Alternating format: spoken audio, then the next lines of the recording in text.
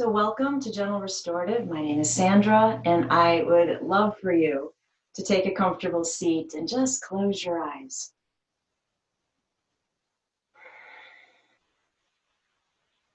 Take a nice deep breath in through the nose and let it go.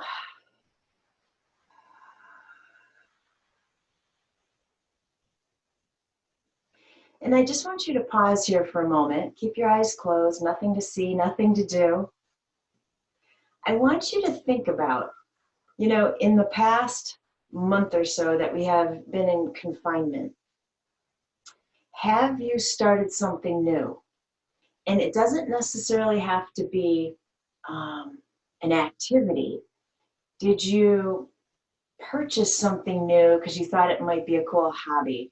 Did you read something new? Are you studying something new? I just want you to go back through the recesses of your mind, and it might be something small.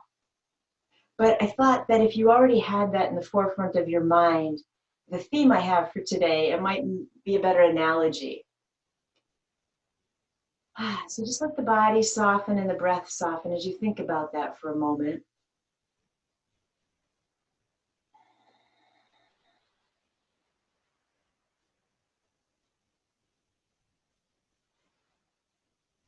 Remember, it could be anything. Did you get bored with what you were cooking and you found a new cooking website? Have you been joining new online classes that you hadn't been exposed to before? Keep thinking. There's a point to all this, I promise.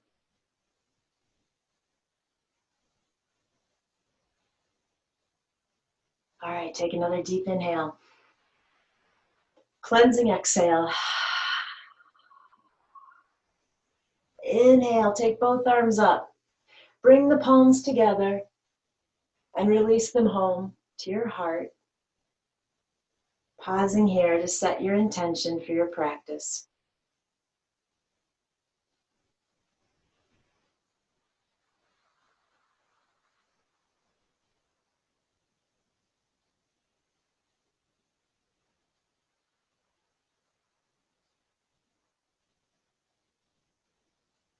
We're going to keep the palms together.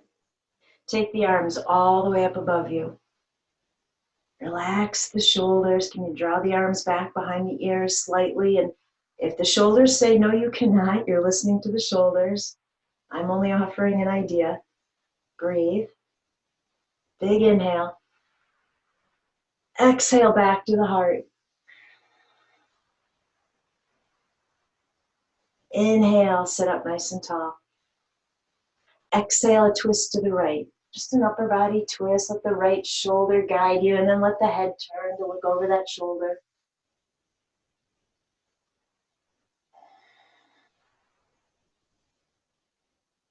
When you get to an exhale, come back to center.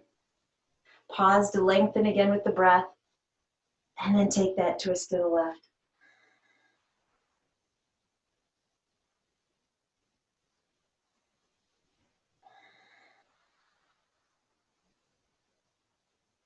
Good job. Wait for that exhale to untwist.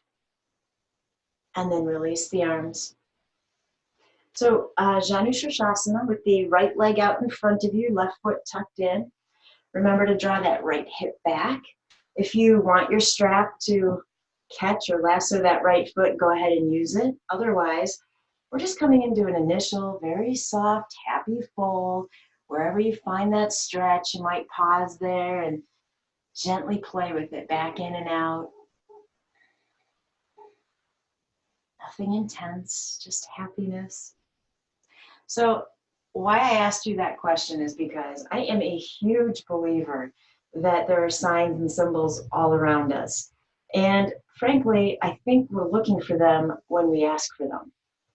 We don't typically stop on any given day and go, I wonder if there's some signs around. No, it's usually because we asked for a sign. Something is going on. We're trying to work it out. There's a problem. We start looking for signs that we ask for. And then, of course, we're human, so we generally miss the signs because, I've said this before, I believe, they often appear in a way we didn't think of. right? So we're looking for them to appear in the way we think they should. Well, there's other reasons I think that we also miss signs too. And that's kind of where I'm headed with this theme this morning. I started thinking about why have we started new hobbies, new practices, new books, new recipes? And do we take the time to stop and Google that? Like, what's the symbolism behind some of that stuff? And so go ahead and come back up. I want you to switch legs while I just chat your ear off for a moment. So I was thinking about last night how one of the hobbies my daughter has picked up is with those ever popular succulent plants, right? Those little plants that you see everywhere. Go ahead, sit up tall. Make your way into that fold and play with it. So she went online and she ordered a bunch and she ordered, cute little pots to put them in, and she got a grow light. And I started thinking about why succulent plants, just randomly, why? And so I Googled the symbolism of succulent plants. And I'm going to tell you, you guys know I love oracle cards because they always make your jaw drop. I'm going to tell you that some of what I came up with might also make your jaw drop. And I wanted you to have this analogy of your own personal world. So once class is done and Shavasana has melted away, perhaps you will hop on the computer and start looking at some of the signs and symbols behind, I don't know, some of your new interests. Go ahead, come on back up. Stretch out that right leg now, both feet flexed in front of you. Inhale the arms. And let's find this fold, Paschimottanasana. So if you aren't familiar with succulents, they are plants that have kind of puffy, fat leaves. And the reason they are is because they're swollen with water retention. They hang on to water. In fact, they're one of the only plants that has that kind of a relationship with an element. It stores water and it relies upon it for survival. The most common succulents I can think of would be like a bamboo or an aloe plant or a cactus, but there are a plethora of other varieties. Go ahead and make your way up. Perfect. I want to start on our stomachs, really. So come on down. Will you have your blocks nearby, both of them? Also, maybe your blanket within reach. And again, if you don't have any props, don't worry about it. We'll figure it out when we get there, okay? Come on down to your stomach. Push my props out of my way. And then I want you to find Sphinx pose. So you're on both forearms. Forearms are parallel, fingers are spread wide. I want you to gently push the pelvic bone and the tops of the feet into the earth. That gives us some foundation and stability to let the heart lift. Close your eyes right here. Breathe into the low back. This might be the first time your low back has gotten to stretch this morning.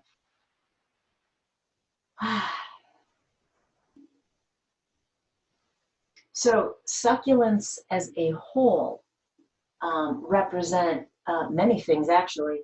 Tenacity, eternal love, determination, survival, and growth. And I'm going to go over a couple of those more specifically as to how they might relate to you and what you can take from those as you allow your theme to invade the rest of your day and perhaps your week.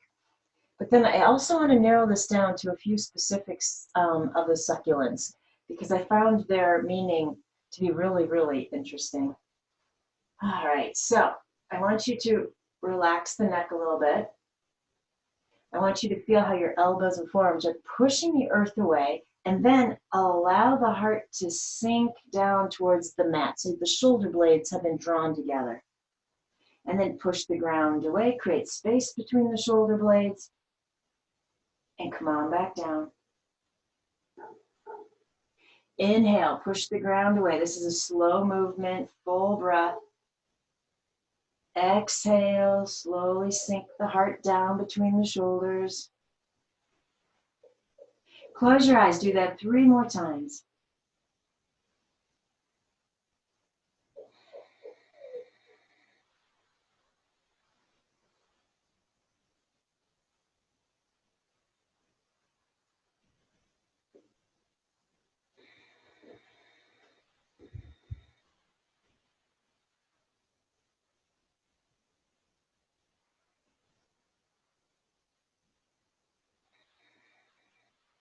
Good job. When you finish that last one, I want you to realign Sphinx pose, the heart.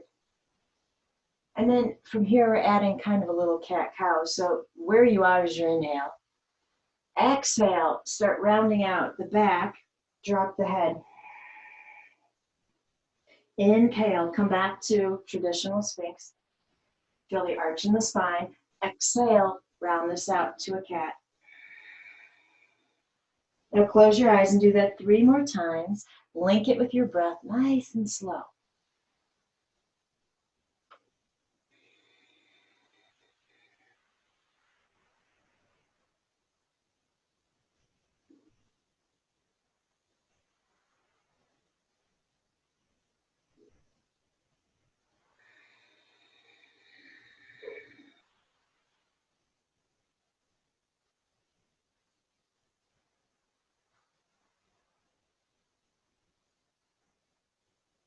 This is my last exhale. If you're still going, take your time. When you return to where we started, I want to give the back and the arms a break. So just drop down into reverse shavasana for a moment. Close your eyes. Oh, let all the muscles soften. Let them go in whatever direction they want. Breathe into the back. Breathe into the shoulders.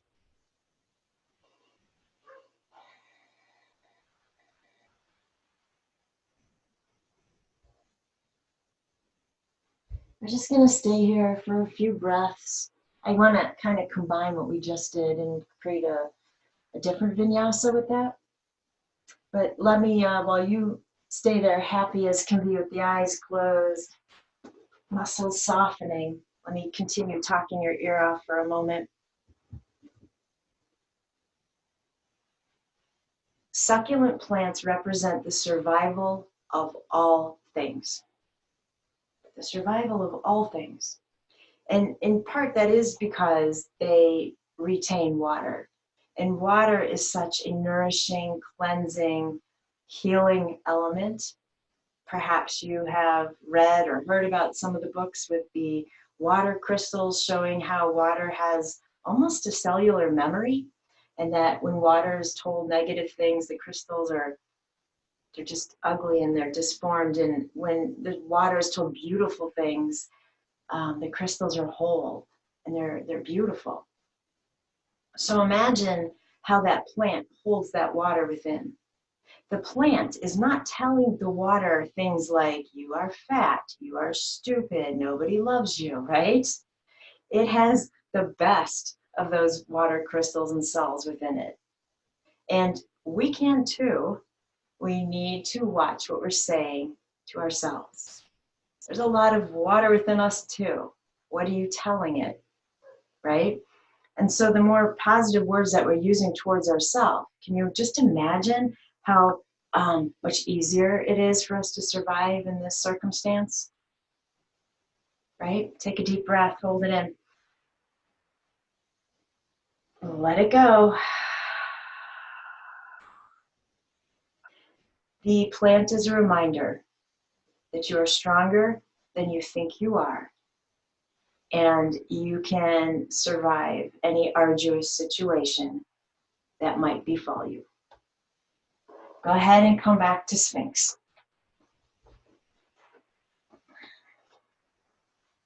Set that alignment. So remember, we started out by pushing the elbows into the earth, and then we let the shoulders sink down, right? Come on down. Push back into Sphinx, and now round into that cat pose. Drop the head. So Sphinx, floss the shoulders, sink down, shoulder blades pull in. Slowly push back to Sphinx. Round it out. You got it. Link it with the breath. Keep going.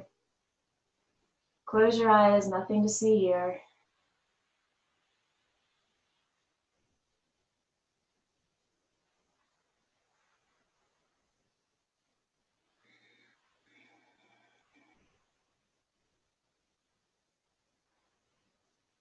as always, if you need to make any adjustments or changes, you should. If your back is getting tired or your shoulders are getting tired, come on back down to reverse Shavasana.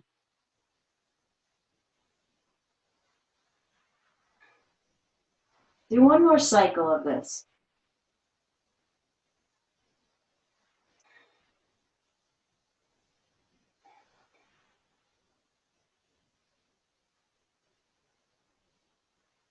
Perfect. And then come on down into gecko, right side of the body. So the left arm is a pillow for the left ear. Right knee comes out from the hip 90 degrees. Right arm's in scarecrow.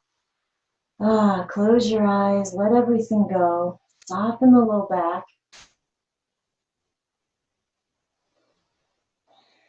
Stay right there.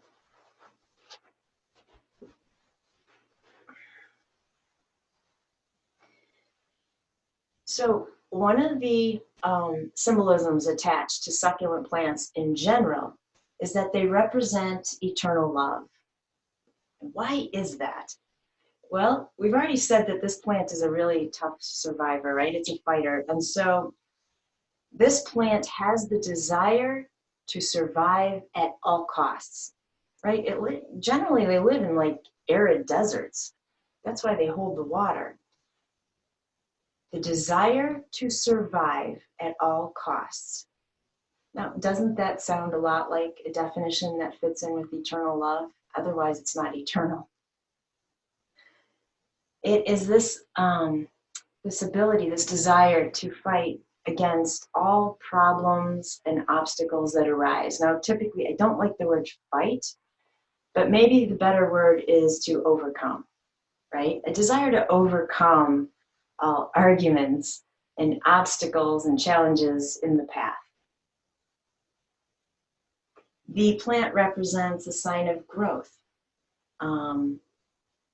It lives through all difficult life periods. So let's stop and think about that one for a second.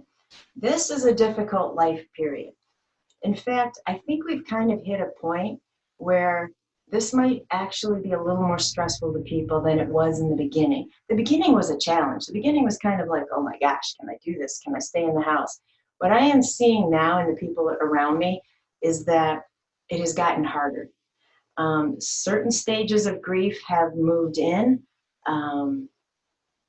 and it's definitely more of an internal challenge right now. And I especially think so for people in different situations, which I'm going to get to.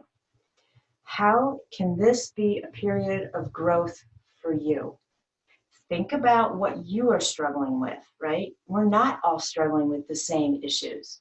We're in the same confinement, but we are not struggling with the same issues. Does that make sense? I mean, for example, I am an introverted nature. I actually can't think of where I would go right now. I don't mind being in my house. It's where I typically would be. So I don't struggle with that aspect of it. Somebody who's very social and is an extrovert and needs to be around other people has a much different struggle going on than I do. That is not to say I am not struggling. It's just a different path. It's a different obstacle. It's a different challenge. So how are we each going to grow? It's going to be a different answer for all of us, right? Take a deep breath.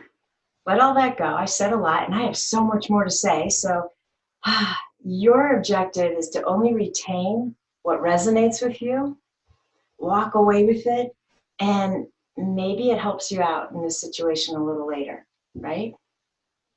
Go ahead and switch gecko to the other side. That left knee is going to slide out. The left arm will be in scarecrow. Right arm is a fabulous pillow for your right ear. Settle in. Let the hips drop. Close your eyes.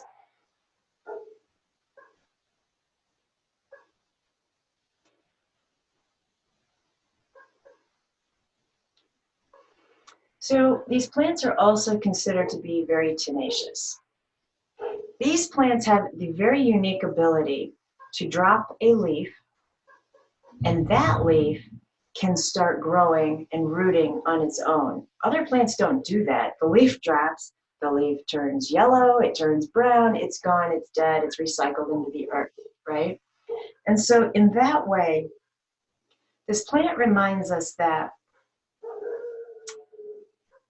if we have the right attitude, which might require change, then we do not allow anything negative to sit before us. That makes sense? For instance, that plant, you know, most plants, it's a negative if their leaf falls off. I have one in particular, we are struggling to coexist. I know it's on me, I don't have a green thumb. We're working together, but every time I see a leaf next to it, I'm like, oh no, shoot, not another one. This plant, when it drops a leaf, is like, okay, let's go, bring it on, put some roots down, move on, change the attitude, make changes, mostly mentally right now, but we might be needing to make other types of changes, and we move forward. All right, that's enough time for you guys in Gecko right now, so go ahead and straighten out that left leg. I want you to take both hands forward to the front corners of your mat. So the arms are wider and more forward than they typically would be for coming up into a fabulous cobra. I promise that child's pose is next because this is a lot of back bends. Find some movement here, stretch it out. You might find you want to let the head drop and roll a little bit. In fact, the weight of my head dropping forward feels really good on my tight shoulders. So find what feels great to you. Link the breath, don't forget about it.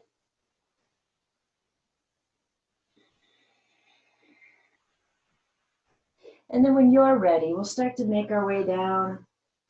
Slide the hands back, you know where we're going, I already told you.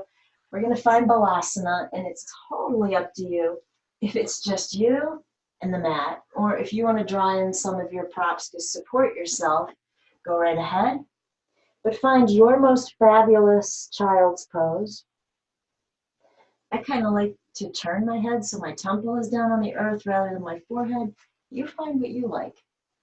Once you get there, I really want you to take your focus into your back and send the breath there, especially if Sphinx and Cobra were slightly challenging the spine today. So each inhale, expanding between the ribs, and then exhale, softening down. We're inhale, we're expanding. We exhale and we just melt.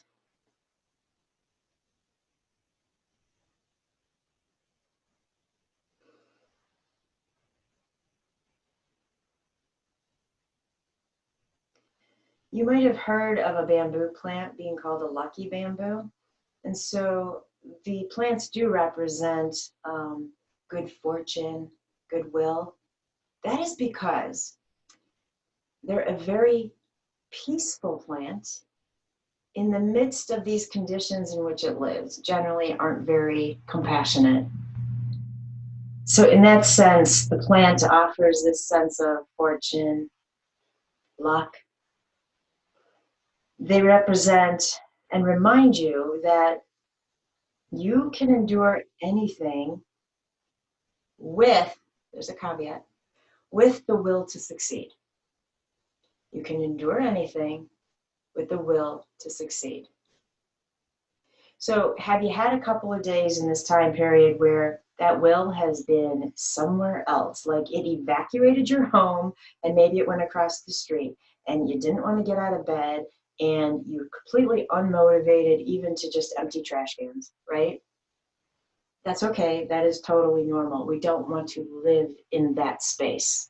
We don't want to stay there, but we can honor needing to be there on occasion. We need to tap into our inner self to find how we are going to, well, you know, pull upwards to succeed. Where are you today?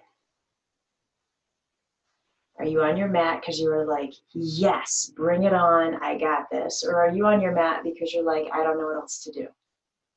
And both answers are totally fair. Both energies are so welcomed into this space. I think the most important part of that is knowing the answer, right? Because then we can try to work our way into the right attitude and implement the right change. Take a deep breath in. Ah, let it go.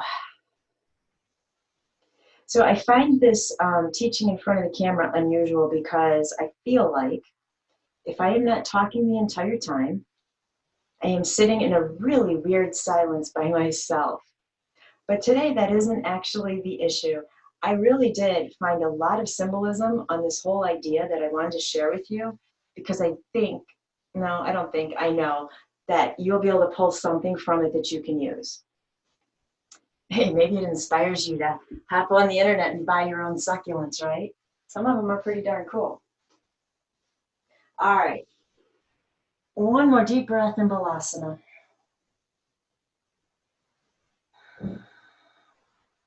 And then go ahead and make your way up into table. If you were using props, push them off to the side for a moment. We already kind of did cat, cow, and sphinx pose, but go ahead and find a few of those transitions on your mat right now. In fact, you might find you don't want to transition. If one of those poses feels better than the others, stay there. So I was lifting weights yesterday, my back is feeling it. I want to stay in cat, so that's where I'm going to hang out. You do you.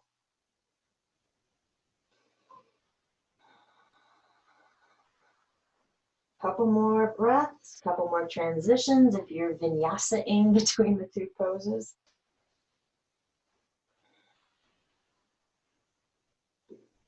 Perfect.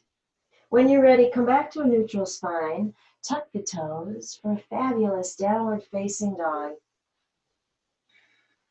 You stay still if you need to, move the pose around if you need to.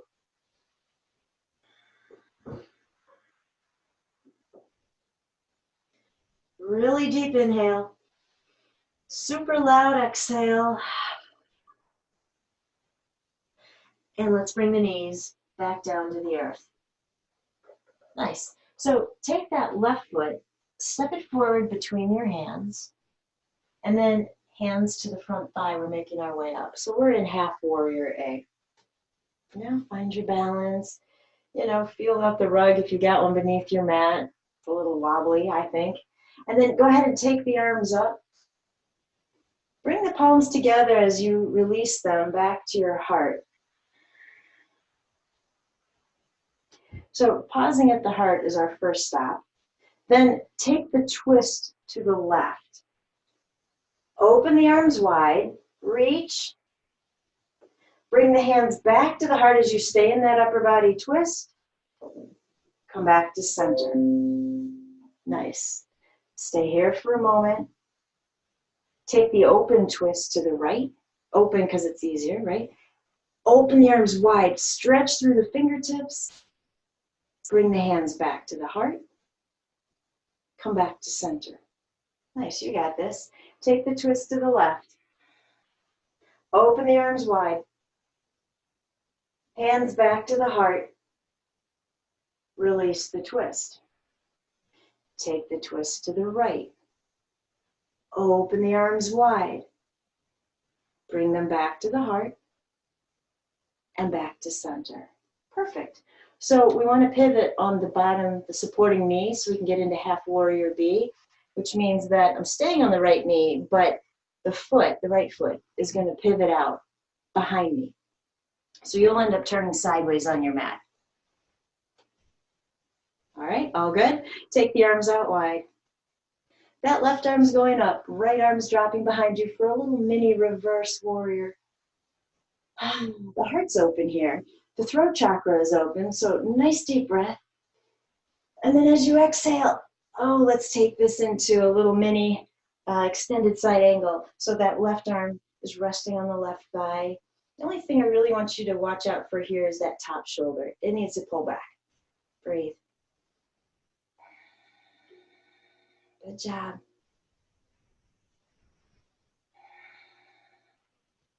Okay. Pull the upper body up, release that right arm. So you're facing sideways, right? I want you to take that left leg, stretch it out into gate pose, which means that now the toes are facing the direction you're looking. Perfect. Bring the hands down to the earth in front of you, straight arms. We're going to center the left arm a little bit more underneath us so that we can take the right arm up to the ceiling. If you're thinking we're moving more than usual, don't worry. I have a fabulous restorative pose in mind. All right, reach. Float that right hand back down. Switch to the left arm. This should feel easier. In fact, that left arm might be able to pull a little bit behind you. Deep inhale. Loud exhale as you bring that arm back down. From here, the easiest thing to do is going to be to pull the left knee back in and then go back to front facing on your mat. Perfect? Okay. Right foot's coming forward, half warrior A. Hands to the thigh if you need it for balance to come all the way up. When you're ready, arms reach to the ceiling. Bring the palms together, release them to your heart. Turn the upper body in a twist to the right. Open the arms wide. Exhale, bring the hands back to the heart. And then the heart back to center.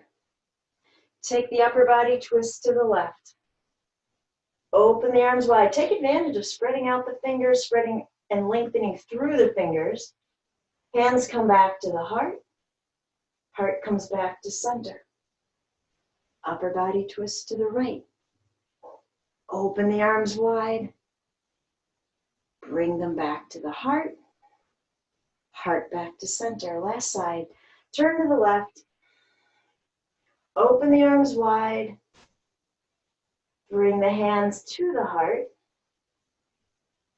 And then back to center. I'm going to end up turning around so you're not watching the back of me, but remember we're pivoting on the bottom knee to come into half warrior B, and so as I pivot, that foot just pops out right behind me. Yeah? So I'm just turning around. From here, open the arms out wide. Right arm up, left arm down. A little mini reverse warrior. Feel the heart opening. Take a deep breath. And then extended side angle. Right arm resting on that front thigh. You're opening up that top shoulder. Deepen the breath here.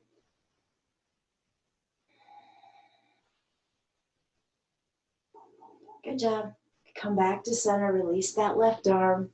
We're stretching or straightening out that right leg into gate pose. So foot's flat, toes turn to face in the direction you're looking.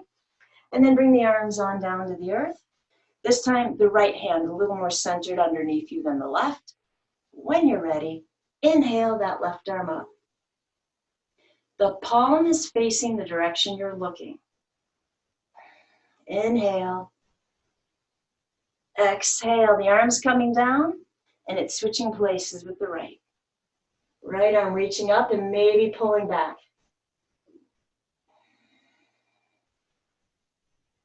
Good job. When you're ready, release the right arm. Draw the right knee in, and just sit back for a moment. Perfect. So the restorative pose I've been wanting to do for a while, just haven't had a chance to work it in, is supported locust. If you have 2 blocks, that would be great. If you do not have blocks, I already rolled my blanket to show you how this would work. I took my blanket super long, and then I rolled the edges in so that my blanket now simulates 2 blocks on the end. So that'll work too. If you're using the blanket, set it at the front end of your mat.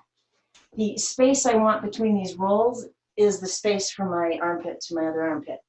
If you're using the blocks, medium height, the space between my blocks is that same width. And so I want to gently, carefully come on down so that my shoulders end up on the blocks. My arms will reach back. My forehead comes to the earth. I don't know about you, I think this feels amazing. If this is too much on the shoulders, you could turn your blocks to a lower height, Or switch and try the blanket idea because it's softer, it's more compassionate, right? If your shoulders still don't like this, forget the props. Don't worry about it, right? So you should feel how the blocks are gently pushing the shoulders back, kind of pulling the shoulder blades in towards each other a little bit without you doing any work. Relax the whole body. Allow the shoulders to be heavy. Allow the heart to be heavy, sinking down. Allow the hips, the legs, the arms, and the forehead to all be heavy. Let go of everything. There is nothing you need to hang on to at this moment. I promise you that. You can pick up whatever you're setting aside after Shavasana. You don't need it right now.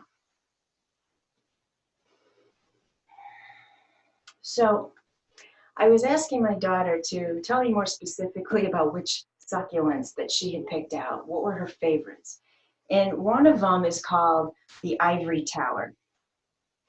I actually want to read you this direct quote I found online. This is the definition of the symbolism of the ivory tower succulent plant. An ivory tower is a metaphorical place or atmosphere where people, listen closely, where people are happily cut off from the rest of the world in favor of their own pursuits. There's more, I'll add on, but that's the important part I want you to let sink in for a second. Where people are happily cut off from the rest of the world in favor of their own pursuits. Like I read that and I said, are you even kidding me? I mean, what more of a sign could you ask for? Now, while some people might now be arguing with me in their heads that we are not happily cut off, I remind you to go back to what I said about this plant representing a reminder to change your attitude.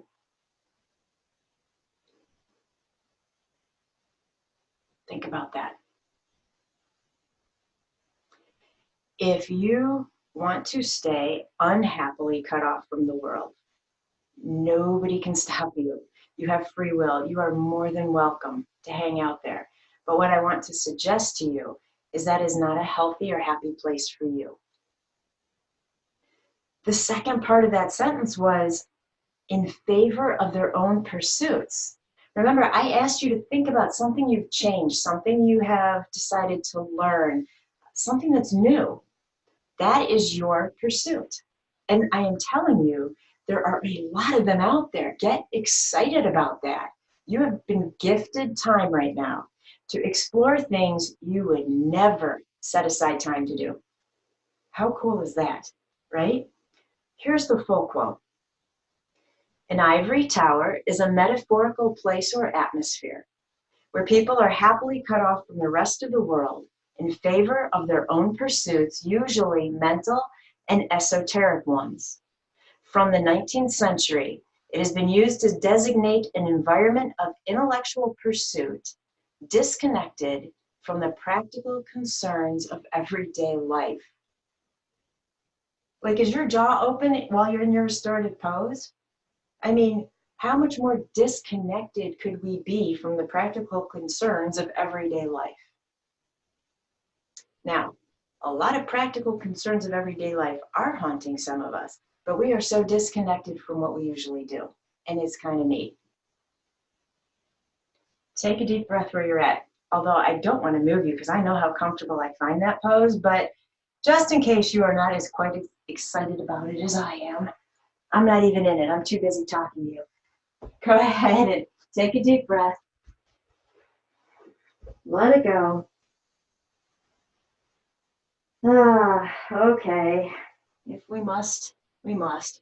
Go ahead and bring the hands forward so they're supporting you. I want to take one block and get rid of it, set it somewhere. The other block, I want to hang on to it, bring it behind me so that both hands can reach behind and grab on. So this is a more compassionate version of bringing the arms to yoga mudra. And then I just want to push the block away. You can stay right here. Let's call this option A. If the back's tired, this is great. Option B, you might lift the heart and the head and just continue drawing that block down the body. Breathe. Nice job. Exhale, come on down, set the block aside. Hands underneath the shoulders. Gently push straight up into cat pose. So the cat pose here is to counteract that half locust we did, in addition to rounding the shoulders from the supported locust. Couple more breaths.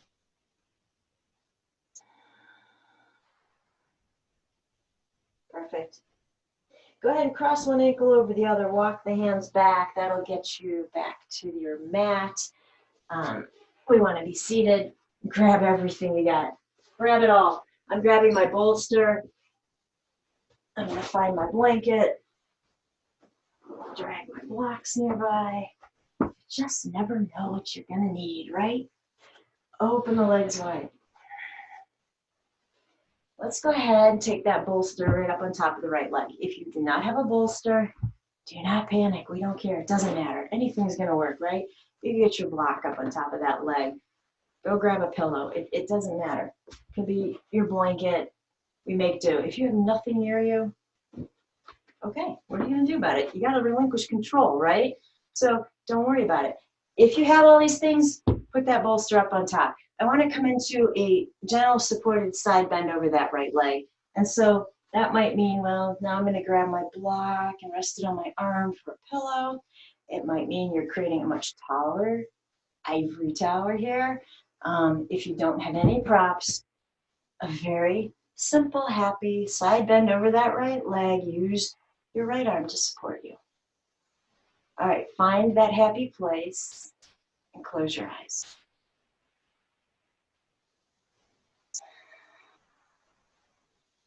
So I had mentioned the lucky bamboo. That's probably one of the more popular succulent plants out there. And it represents primarily three things: strength, flexibility, and balance. So strength in that a bamboo does not send its roots straight down into the earth, right? That would be easier to pull the plant directly upward. The roots start spreading out. They go in all directions, and then, wait for it, the roots intertwine with other roots. The other roots, symbolically, I want to plant in your head, are those of your friends, your family. Those are your support system. And so if you are emulating the strength of the bamboo, you are actively reaching out to the people you love the most. You are expressing whatever you need to express. You're opening up that throat chakra. You are asking for and relying on other people to help you on your weekdays. And then in turn, you're doing the same for them, right? So strength. Flexibility.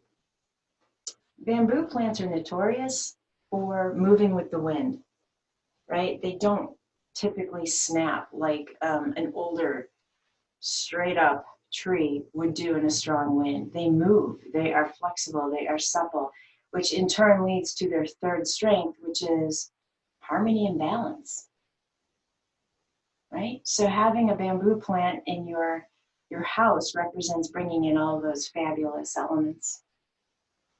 Take a strong inhale and hold the breath. Okay, let it go.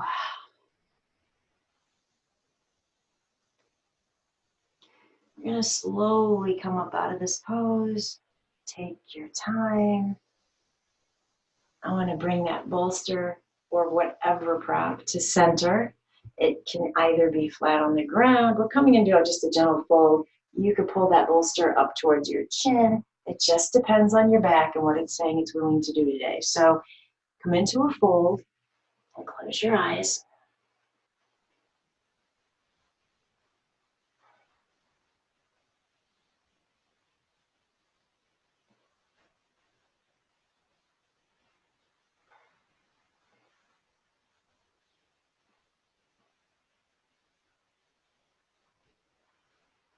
Stay with the breath. When I get you into our next sustainable restorative pose, I want to share with you a Zen story about bamboo.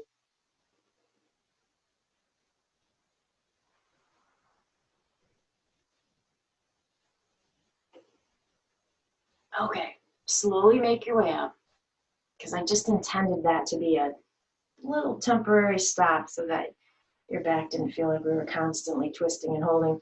Go ahead and take your props to the left leg if you're using them. Gently find your supported side, bend to the left, close your eyes.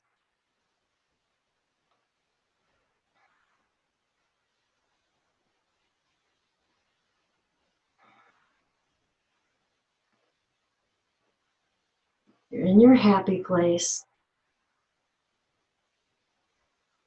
We're going to do a super advanced move here right now. You ready for it?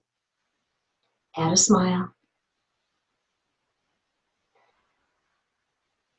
That was it. That was the advanced move. Breathe.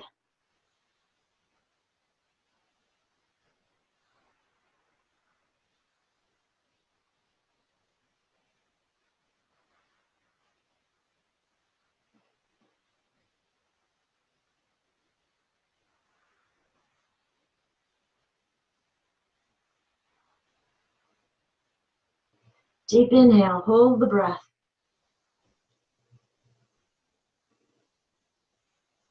And let it go. Slowly, consciously coming back up to center, paying attention to each little message from the body. Bring that prop back out in front of you, however you're using it, and come back down into a fold just for a moment. We won't linger here too long.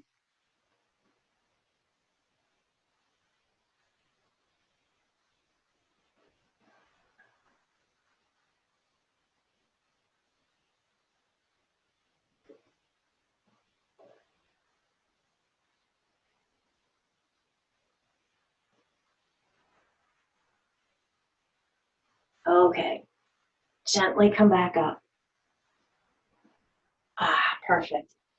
We're going to take, well, ideally, if you've got a blanket, we'll use that behind us as a pillow. Set that there.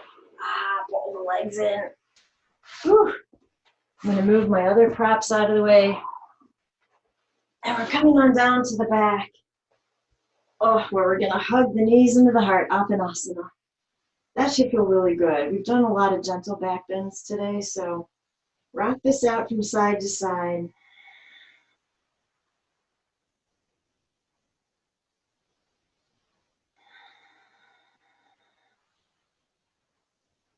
Perfect. And then I really want to give you some options here because, you know, the whole premise, I guess, behind my theming is that your practice is yours and it should be what you need it to be. So I'm going to give you a variety of options, and you might need to get some other props and pull them closer.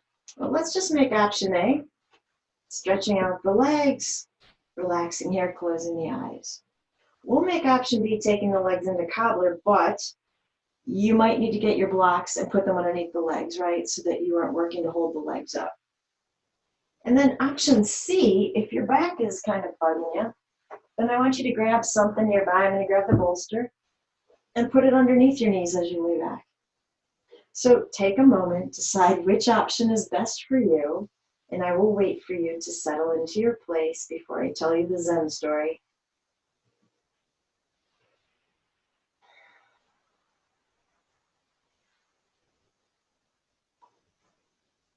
I'm not going to lie, this feels really good.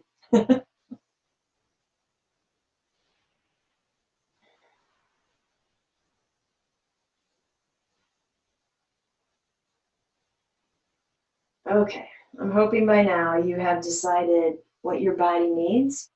You have chosen to listen to it. It might not necessarily have been the route you normally take, but remember, we're talking about changing attitude and making small changes. So you're doing what your body's asking of you. So with the eyes closed, Take a deep breath. Use that exhale to really settle into the mat.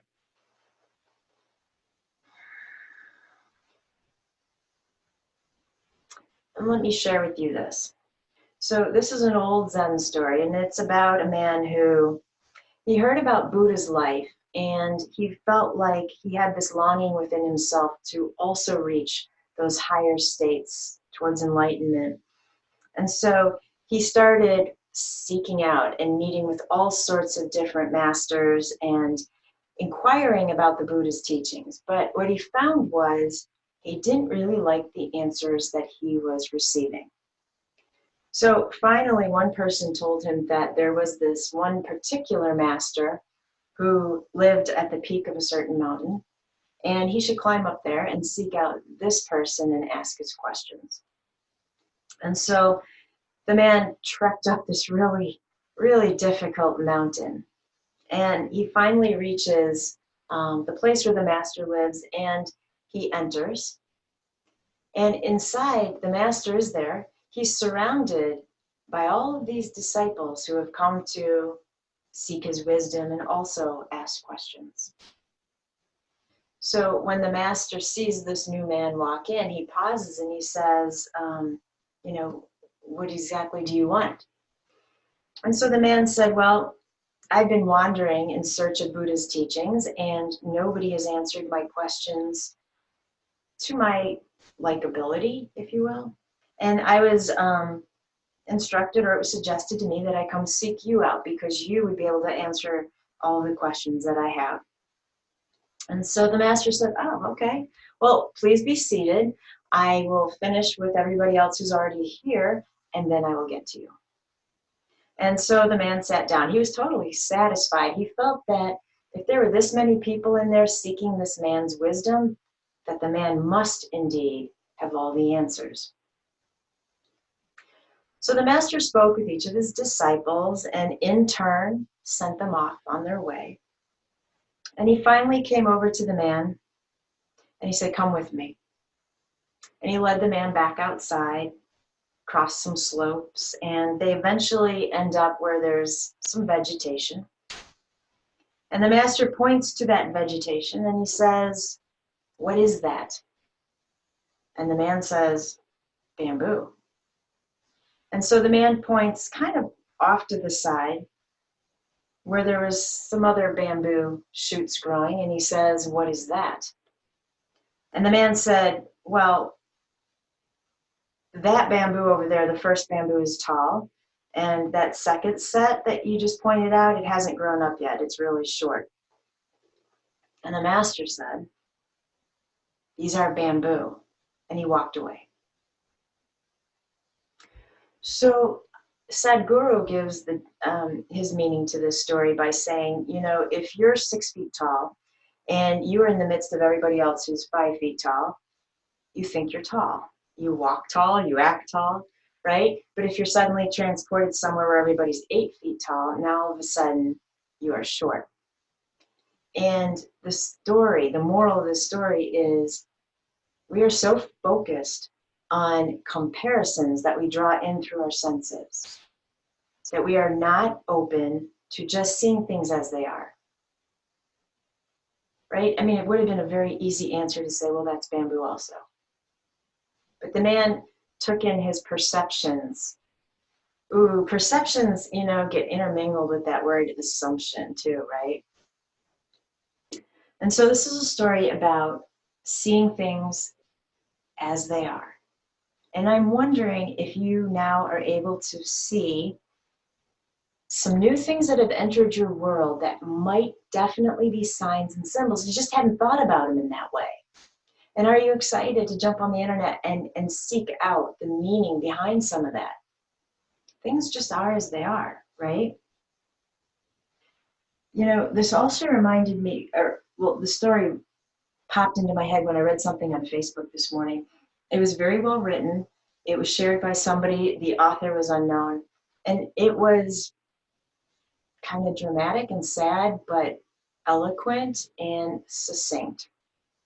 And what it said was, in this time that we're in, this lockdown, do not say that we are all in the same boat, because we are not.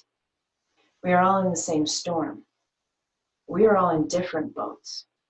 And some boats have suntan lotion out and margaritas, while other boats are desperately looking for a piece of bread to feed their kids. And some boats are happily still going to work, while other boats are desperately looking for work. Some boats are secluded with family and interaction, while other boats are completely isolated and struggling with that isolation. And so I feel like these stories come together, all with this theme of this succulent plant, that yes, with will and the right attitude, we will all make it through. But to do so with sincere compassion, you need to see things as they actually are. To recognize that while you're in one position, somebody else is in a completely different one. And that is where our growth is going to occur, from that space inside. Wow, did I talk your ears off? Take a deep breath. Let it go. You know, if you're using a bolster or something underneath your knees, I want you to just go ahead and use your feet to push it away. You can keep whatever you have underneath your head as long as it's not super high. And then go ahead and just stretch out the left leg, hug that right knee in. You know, I mean, we can use that analogy on the mat as well. If you've kind of ever thought, wow, that pose is super easy. Yeah, it might not be to somebody else, and you don't know if they have an injury that they're struggling with, or they're practicing ahimsa to baby some said injury as well, right? We just don't know. Okay, go ahead and take that supine twist to the left. I'm not staying here super long. I owe you a nice, fabulous shavasana. When we do get to corpse pose, I want you to try to let go of everything I have said, and then see if on the other side of shavasana, there's just one thing that may be stuck with you, because that is your symbol. That's your sign that you were supposed to take from being here today. Go ahead, come back to center. Slowly stretch out that right leg. Take the arms overhead. Big stretch. Oh, perfect. When you're ready, we're going to hug that left knee in.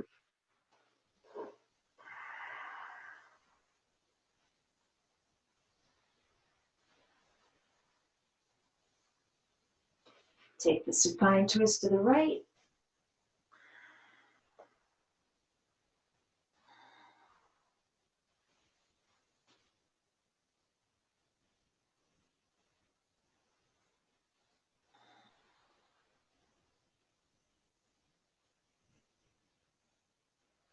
Good job. Come on back to center. Slowly stretch out that left leg. Reach the arms overhead. Hold it here. Deep breath. Oh, when you get to the exhale, just relax. Now envision what you would like Shavasana to be like on your mat. And go ahead and grab everything and anything to make you super comfortable. Once you get there, close your eyes.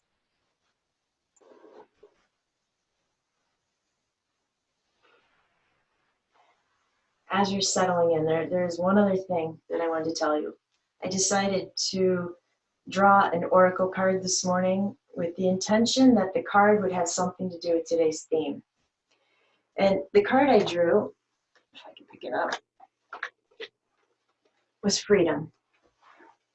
And it has this woman, you might say angel, she has angel wings, and she's just leaping up into the air, both arms up, both feet pointed down, freedom. And so my take on that card was, while you might not feel you're in physical freedom, this whole theme was about the mind, right? So mentally allow yourself to find that happy space. I set you off on your own into Shavasana. You'll know when to come back when you hear my voice.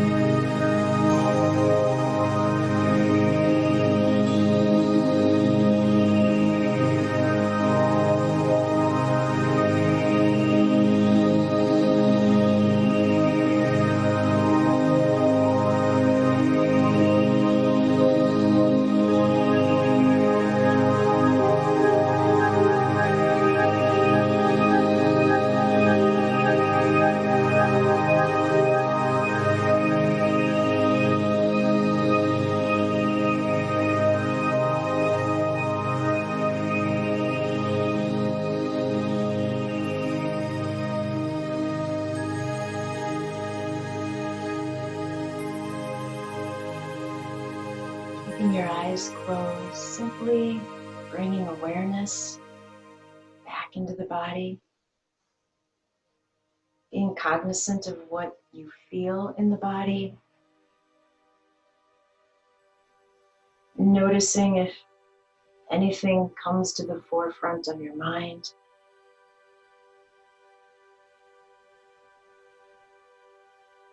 And if you want to, you might choose to remain completely still, or you might decide to bring movement back into the hands, and then the feet.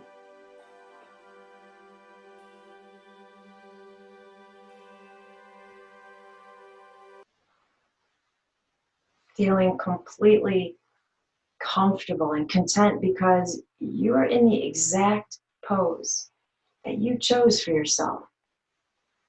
You set up the props and gave yourself permission to let go.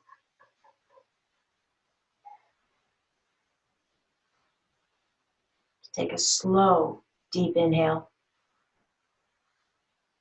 and slowly let it go.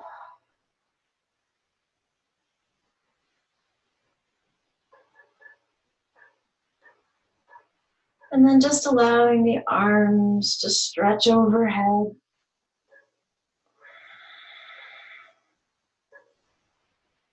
Breathing deeply. Perfect. And then just letting the arms resettle. I gave you a lot to think about. In fact, I feel like I gave you so much mentally. I don't have the heart to physically ask you to sit back up. So allow yourself to stay on the mat in Shavasana unless you've already come back into a seated pose, and that's what makes you happy. From here, take a deep inhale. Super loud exhale. If you're laying down, reach the arms overhead again. If you're seated, inhale the arms up. And then everybody can bring their palms together and release the hands back to the heart in prayer pose. The light in me bows to the light in you. And when I'm in that place in me, and you're in that place in you, then we become one. Namaste.